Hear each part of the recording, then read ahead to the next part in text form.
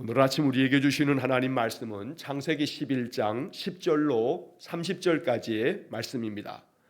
창세기 11장 10절로 30절까지의 말씀을 세번역 성경으로 봉독합니다. 셈의 족보는 이러하다. 셈은 홍수가 끝난 지 2년 뒤 100살이 되었을 때에 아르박삿을 낳았다. 셈은 아르박삿을 낳은 뒤에 500년을 더 살면서 아들, 딸을 낳았다. 아르박삿은 35살에 셀라를 낳았다. 아르박삿은 셀라를 낳은 뒤에 403년을 더 살면서 아들, 딸을 낳았다. 셀라는 30살에 에벨을 낳았다.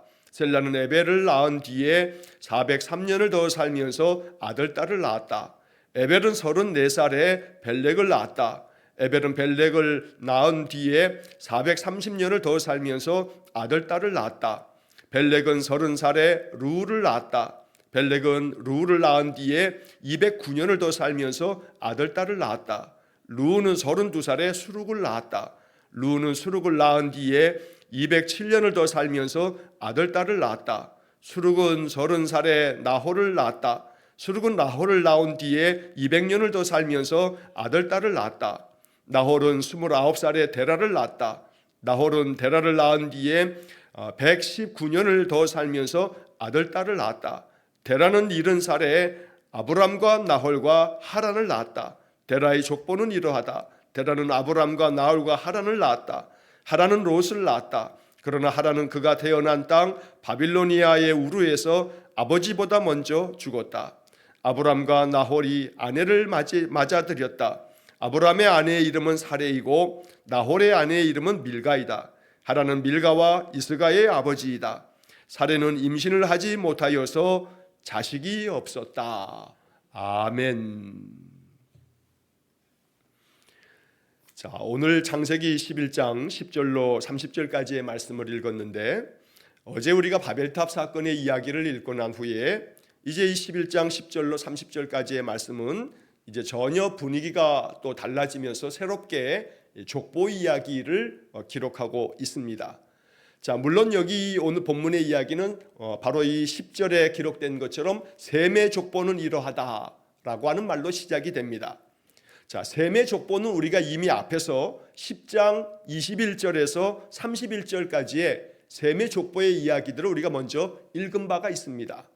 자, 10장 21절에서 31절까지에 나와 있는 셈의 족보는 민족을 구성하는 그 셈으로부터 흘러나온 여러 민족들, 종족들, 그 자손들을 쭉 언급하고 있지만, 오늘 본문에 나와 있는 이 셈의 족보는 한 사람, 즉 아브라함을 향해서 흘러가는 언약의 족보를 이야기하고 있습니다. 자, 그래서 오늘 본문 속에서 우리가 이 족보에 누가 누구를 낳았다라고 하는 그 이름들이 계속 언급되어지고 있는 것을 보는데, 이건 단순히 셈이라고 하는 한 사람으로부터 시작돼서 아브람까지 이르게 되는 단순한 한 가문의 혈통을 기록한 게 아닙니다. 자, 여기 이 족보에 나오는 그 이름들이 어디를 향하고 있는가라고 하는 것을 주목해야 합니다. 그것은 다름 아닌 아브라함을 향해서 이 족보가 쭉 흘러가고, 그리고 이 아브라함을 향한 이야기는 이제 그 다음 이어지는 12장의 말씀에서 하나님께서 아브라함을 부르시고 아브라함으로부터 시작되어지는 믿음의 족장들의 이야기가 이제 창세기 12장부터 50장까지 이어지게 됩니다. 그리고 이제 그 역사는 우리가 마태복음 1장에서 보는 것처럼 아브라함으로부터 시작돼서 다윗으로 이어지면서 예수 그리스도께로 이어지는 바로 예수 그리스도의 혈통을 이야기하고 있다는 겁니다. 그래서 이것은 단순히 한 집안, 한 가문, 한 민족의 역사적인 어떤 계보를, 족보를 이야기하는 것을 넘어서서 이것은 바로 약속의 족보다. 다시 말하면 예수 그리스도로 이어지게 되는 하나님의 구원 역사가 어떻게 흘러가고 있는가, 하나님의 구원의 은혜가 이렇게 한 사람 한 사람을 이어지는 계속된 그 계보를 통해서 흘러가고 있다라고 하는 것을 이야기하고 있다는 것입니다. 자, 그래서 이름 하나하나는 사람의 역사처럼 보여지지만, 그러나 이것은 하나님께서 선택하시고 이어가시는 구원의 역사고, 그 구원의 과정이고 구원의 통로를 이야기하고 있는 것이 바로 이 족보 이야기다라고 하는 것을 우리가 먼저 이해할 필요가 있겠습니다. 자, 그런데 오늘 본문의 이야기의 이제 이 족보들의 그 내용 속에는 이제 특이점들이 몇 가지가 있습니다.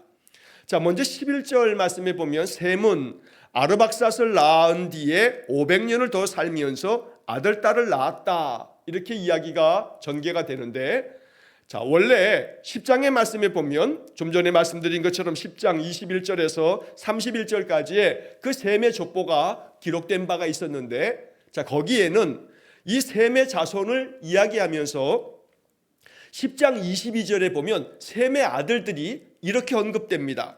셈의 자손은 엘람과 아수르와 아르박삿과 룻과 아람이다. 자, 이게 우리가 이미 앞에 장 10장에서 22절에서 읽은 그런 내용입니다. 자, 그런데 그 셈의 자손들로 언급되어진 엘람, 아수르, 아르박삿, 룻, 아람, 이러한 다섯 아들들 중에서 아르박삿이 선택되고 있다는 겁니다. 자, 그래서 셈의 또 다른 아들들이 엘람도 있고 아수르도 있고 또 룻도 있고 아람도 있는데, 그 중에서 아르박삿이 오늘 이 셈의 족보에 그 흘러가는 명단, 그 이름 속에 선택되고 있다는 겁니다. 달리 표현하면 셈의 족보 가운데서도 셈의 아들 엘람을 통해서도 자손들이 이어질 거고, 아수르를 통해서도 자손들이 이어질 겁니다. 또 룻과 아람을 통해서도 자손들이 이어지는데, 성경의 관심은 바로 하나님께서 택하실 아브라함에게 이어지는 그 족보를 기록하는 목적이기 때문에 그 셈의 또 다른 여러 아들들 중에서도 아르박삿을 선택해서 하나님께서 이 셈을 통해서 아르박삿이 태어나게 됐고, 또 아르박삿에게서 또 그 다음에 계속 이어지면서 아브라함이 태어나게 되는 이야기를 기록하고 있다는 겁니다. 그래서 이 11장에 나오는 이 족보는 선택적인 족보다. 하나님께서 한 사람을 선택하시기 위해서, 하나님께서 구원 역사를 이루시기 위해서 한 민족을 이루시려고 하나님께서 셈으로부터 이어지는 많은 자손들 가운데서 셈 그 다음으로는 아르박삿을 선택하는 그런 이야기를 우리가 본문에서 보게 되는 겁니다. 자, 한편 본문의 그 10절 말씀서부터 계속 이어지는 이 명단과 그 서술 방식에 있어서 아주 특이한 것이 한 가지가 있습니다. 자, 그것은 뭐냐면 본문의 말씀을 보면 어떤 사람은 아무개는 누구누구를 낳고 그것을 낳은 뒤에 몇 년을 더 살면서 아들 딸을 낳았다.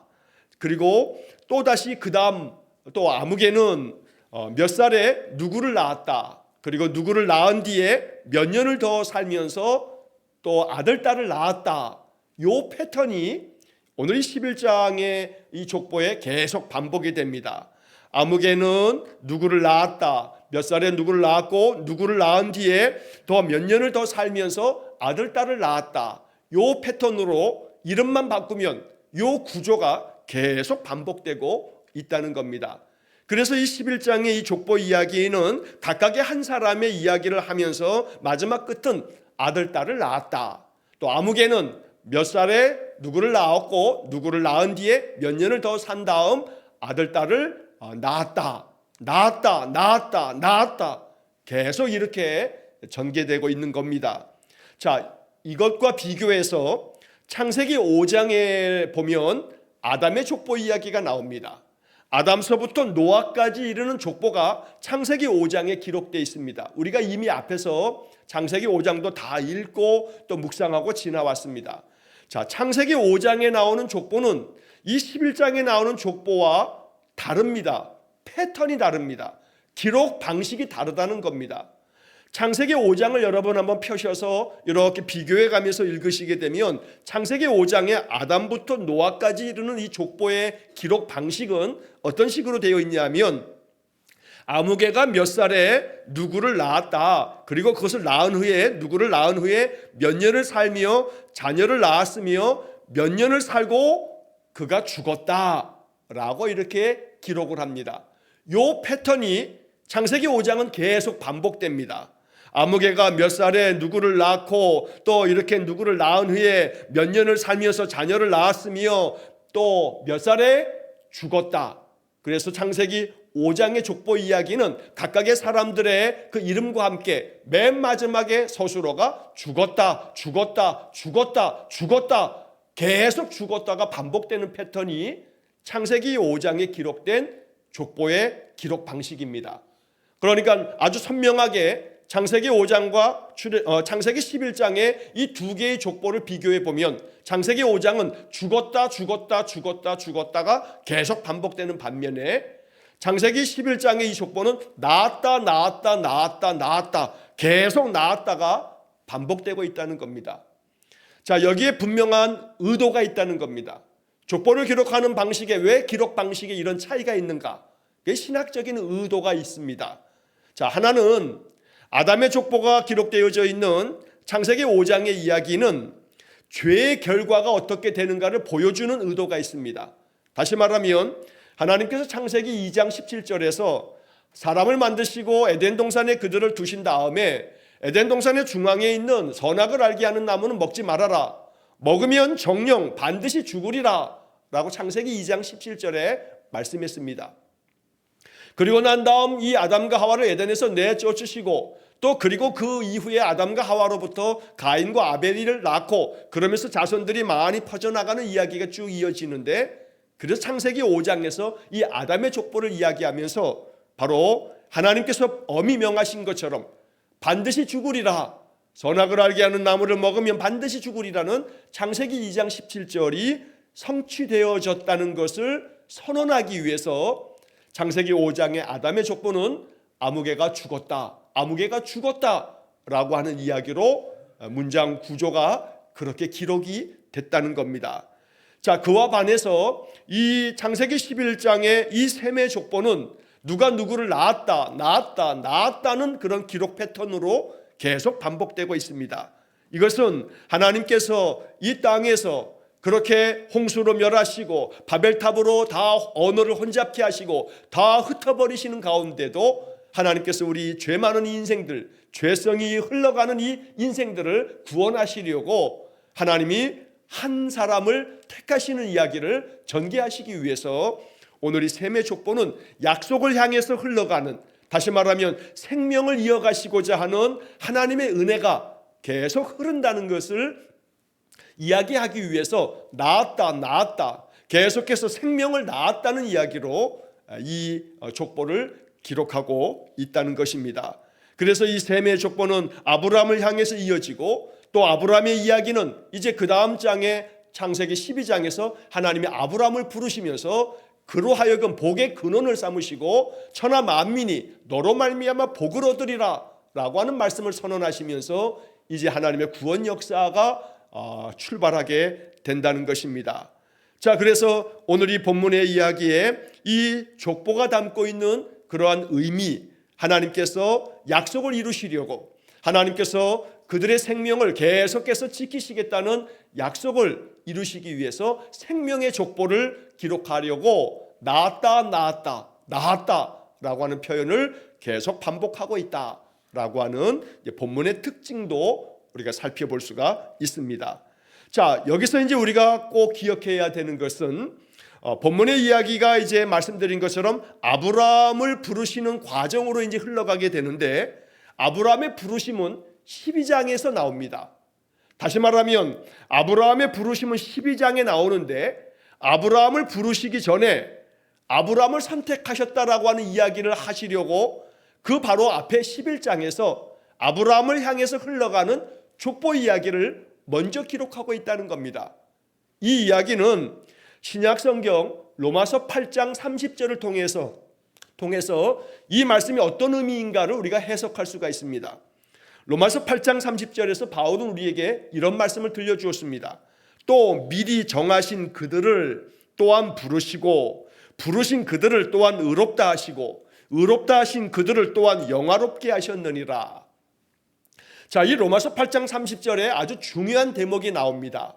자, 그 앞에 시작하는 이야기가 미리 정하신 그들을 또한 부르시고 라고 말합니다. 이 이야기는 부르시기 전에 하나님의 정하심이 있다는 겁니다. 미리 정하신 그들을 또한 부르시고 부르신 그들을 또한 의롭다 하시고 이렇게 로마서 8장 30절은 말씀합니다. 여러 번 말씀드리듯이 구약의 말씀을 해석할 때는 신약의 말씀으로 해석하고 신약의 말씀은 구약의 말씀을 통해서 증명해가는, 그래서 말씀을 말씀으로 해석하는 것, 이게 성경 해석의 아주 대단히 중요한 방법 중에 하나입니다. 그래서 오늘 본문의 이야기도 하나님께서 아브라함을 부르시는 이야기는 창세기 12장에 나옵니다. 그런데 창세기 12장 이전에 하나님께서 아브라함을 부르시기 전에 하나님의 아브라함을 정하셨다는 이야기를 하려고 바로 그 앞에 11장에서 셈으로부터 시작되어서 아브라함까지 이르게 되는 족보 이야기가 먼저 기록되어져 있다는 겁니다. 그래서 이렇게 그 순서에 있어서도 족보 이야기를 통해서 아브라함까지 이어지는 셈의 족보를 쭉 먼저 기록함으로써 하나님이 아브라함을 미리 정하셨다. 그 다음 12장에 아브라함을 부르시는 이야기를 통해서 아브라함을 부르시기 전에 하나님이 미리 정하셨다는 것을 알려주려고 아브라함까지 이어지는 족보 이야기가 먼저 기록된 것이다 라고 하는 것이, 이것이 오늘 본문에 대한 신학적인 해석이 되겠습니다. 자, 여기서 이제 우리는 복음을 발견하게 됩니다. 하나님께서 우리를 하나님 자녀로 삼아 주셨습니다. 우리가 이렇게 예수 믿고 예수 믿는 믿음 안에서 복된 삶을 살아갑니다. 그런데 내가 예수를 믿기 전에, 하나님이 나를 부르시기 전에 이미 나를 택정하셨다는 겁니다. 나를 택하시고 정하셨다는 겁니다. 이것이 우리에게 주는 약속의 복음입니다. 하나님은 나를 사랑하셔서 이미 나를 아시고 나를 미리 정하시고 그리고 나를 하나님 부르셔서 하나님 자녀 삼으셨다는 겁니다. 우리가 이렇게 신앙생활하는 것이 참 놀랍기 그지없습니다. 어떤 분들은 그렇게 얘기합니다. 목사님, 저는 전혀 예수 믿는 그런 형편도 아니었고 예수 믿을 마음도 없었고 우리 집은 예수 믿는 집안도 아니고, 그런데 어떻게 해서 내가 예수 믿게 됐습니다 라는 그런 간증을 듣다 보면 하나님이 정말로 미리 정하셨군요 라는 이야기를 할 수밖에 없는 그런 이야기들을 많이 듣게 됩니다. 그래서 우리는 내가 이렇게 예수 믿은 것이 나의 의지로 내가 선택했기 때문에 내가 믿기로 내가 먼저 이 기독교를 선택했다라고 이렇게 말할지 모르나, 그러나 더 깊은 믿음을 이제 알게 되면 내가 이렇게 선택하여 내가 선택한 믿음이라고 생각하겠지만 하나님이 나를 부르시기 전에 나를 미리 정하셨구나 라고 하는 것을 깨닫는 날이 있게 될 것입니다. 그러므로 항상 우리의 마음속에는 하나님이 미리 나를 아시고 하나님이 미리 나를 정하셨으니 나의 인생의 삶의 모든 것을 하나님이 미리 아시고 이끌어 가실 것이다 라고 하는 그런 믿음을 가지고 인생을 살아갈 수 있기를 주의 이름으로 간절히 축원합니다. 자, 그런데 이제 이 이야기가 계속 흘러가다가 나았다는 이야기가 쭉 이어지는데 마지막에 가서는 반전이 벌어지게 됩니다. 자, 왜냐하면 이제 셈의 족보가 쭉 흘러가서 이제 데라까지 이른 다음에 그 다음에 27절에 보면 이제 데라의 족보는 이러하다라고 이제 또 하나의 족보가 이어지는 것처럼 이렇게 서술하고 있습니다. 셈의 족보가 계속 이어지는 겁니다.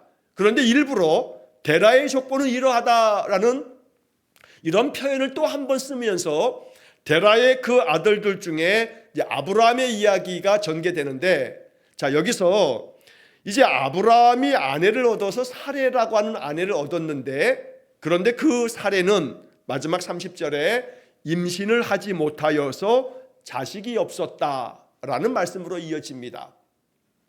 자, 그래서 이제 오늘 본문의 이야기의 이 마지막 부분에서 사레는 임신하지 못해서 자식이 없었다. 그러면 앞에 쭉 이어졌던 셈의 족보는 아무개가 몇 살을 살면서 아들, 딸을 낳았다가 계속 이어지는데, 생명이 계속 이어지고 있는데, 이 아브라함 때에 왔을 때 아브라함의 그 아내 사레가 임신을 하지 못해서 자식이 없었다. 자식을 낳지 못했다는 겁니다. 그러니까 오늘 본문의 이야기에 낳았다가 계속 되어지는데 이 낳았다가 멈춘 겁니다. 낳지 못한 겁니다. 자식을 낳지 못했습니다. 자식이 없었습니다. 그렇게 이 아브라함의 이야기가 단절된 것처럼 보여집니다.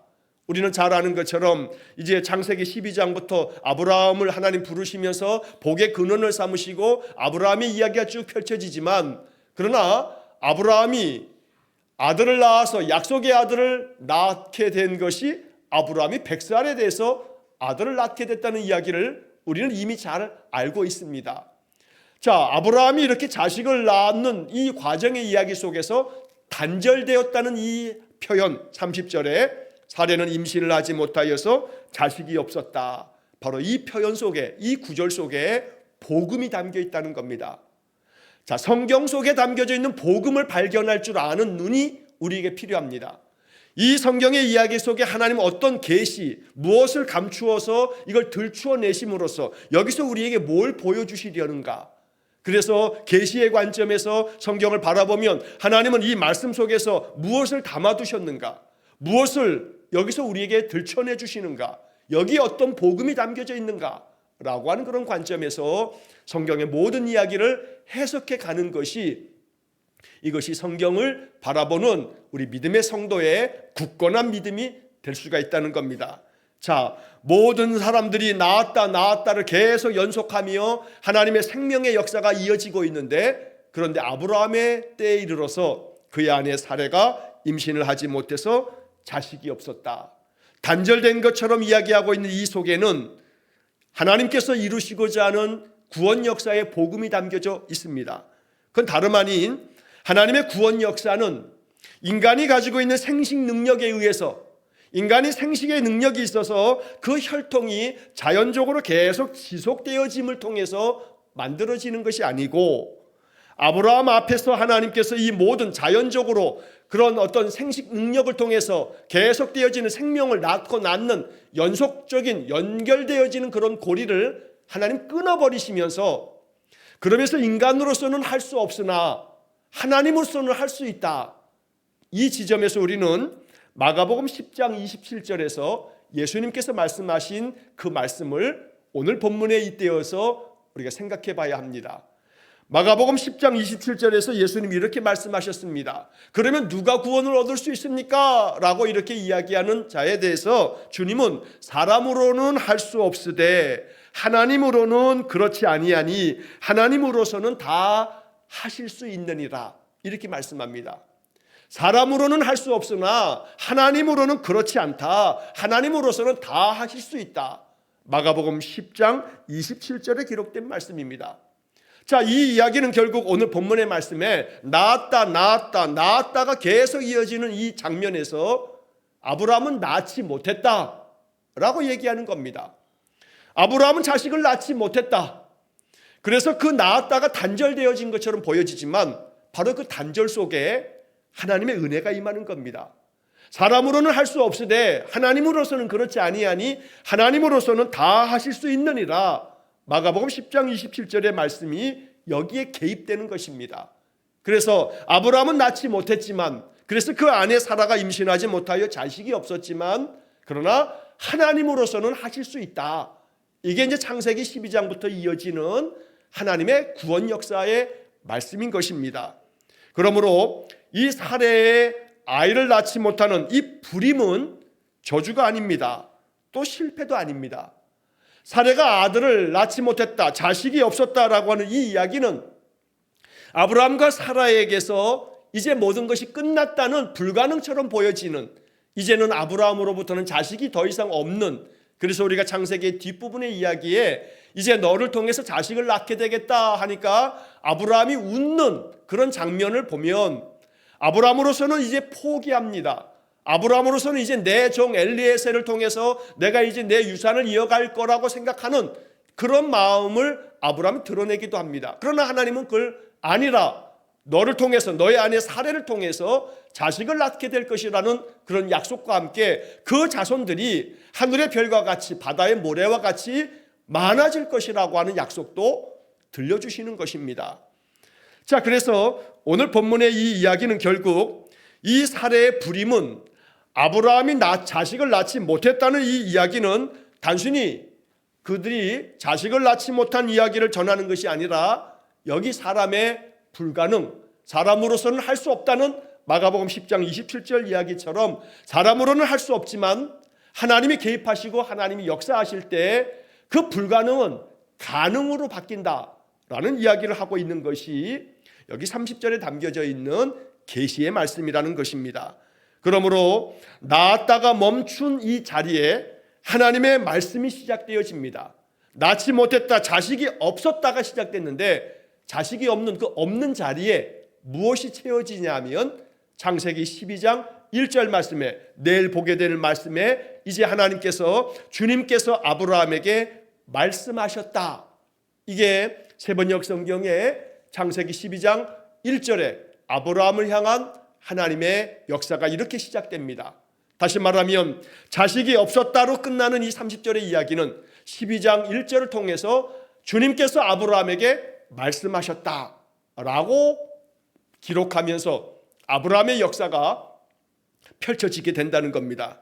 하나님의 능력이 임하는 자리, 하나님의 약속이 임하는 자리, 하나님의 말씀이 임하는 자리, 그건 다름 아닌 인간의 모든 수고와 인간의 그 어떤 열정의 열심과 인간이 감당하겠다 하는 그 모든 가능성이 멈춰진 것 같은 그 자리에 하나님의 말씀이 임하면 그 말씀은 능력이 되고 그 말씀은 역사하는 힘이 있어서 하나님의 구원 역사가 그렇게 펼쳐진다고 말하는 겁니다. 다시 말하면 하나님의 구원 역사는 인간의 능력에 의해서 전개되는 것이 아니고 하나님의 은혜에 의해서 전개되고 하나님의 능력에 의해서 전개되는 것이다 라는 이야기를 하는 것이 오늘 이 30절에 아브라함이 사례를 통해서 임신하지 못하여 자식이 없었다라는 이야기 속에 담겨져 있는 복음인 것입니다. 자, 이 이야기를 바울은 로마서 4장에서 이렇게 기록하고 있습니다. 로마서 4장 19절부터 21절까지의 말씀을 이 말씀과 함께 꼭 우리가 읽어야 합니다. 그래서 여러분 매일 성경 묵상책이 있으신 분들은 30절 밑에다가 꼭 로마서 4장 19절로 21절 그리고 마가복음 10장 27절 이 두 개의 구절을 적어 놓으시고 그 밑에 하얀 여백이 있으니까 이 성경 구절들을 다 옮겨 써보시기 바랍니다. 그러면 이 말씀이 더 선명하게 우리의 마음속에 새겨질 수가 있습니다. 자, 로마서 4장 19절로 21절의 말씀은 이렇게 기록되어 있습니다. 그가 100세가 되어, 아브라함을 얘기하는 겁니다. 그가 100세가 되어 자기 몸이 죽은 것과 사라의 태가 죽은 것 같음을 알고도 믿음이 약하여지지 아니하고 믿음이 없어 하나님의 약속을 의심하지 않고 믿음으로 견고하여져서 하나님께 영광을 돌리며 약속하신 그것을 또한 능히 이루실 줄을 확신하였으니 라고 말씀합니다. 자, 이 이야기는 아브라함이 이렇게 사례를 통해서 자식을 낳지 못해서 자식이 없었다라고 11장은 기록하지만 12장부터 아브라함의 역사가 어떻게 펼쳐지는 것인가를 한마디로 정리해주고 있는 말씀이 로마서 4장 19절로 21절까지의 말씀입니다. 아브라함은 100세가 되어서 자기 몸이 죽은 걸 알았습니다. 자기의 아내 사라의 태도 죽은 것 같음을 알았다고 기록하고 있습니다. 그런데 그럼에도 불구하고 이 로마서 4장 19절의 말씀은 믿음이 약하여지지 아니하고 또 20절에 믿음이 없어 하나님의 약속을 의심하지 않고 믿음이 견고하여져서 하나님께 영광을 돌리며 또 약속하신 그것을 능히 이루실 줄을 확신하였다. 이게 12장부터 펼쳐지는 아브라함의 이야기입니다. 오늘 우리에게도 이러한 믿음이 있기를 간절히 축원합니다. 죽은 것 같음을 알고도 믿음이 약하여지지 아니하고 믿음이 없어 하나님의 약속을 의심하지 않고 믿음으로 견고하여져서 하나님께 영광을 돌리고 하나님께서 능히 이것을 이루실 줄을 확신하였다는 로마서 4장 19절로 21절이 내 이야기가 되어야 합니다. 그러므로 나의 불가능이 내 인생의 끝이 아닙니다.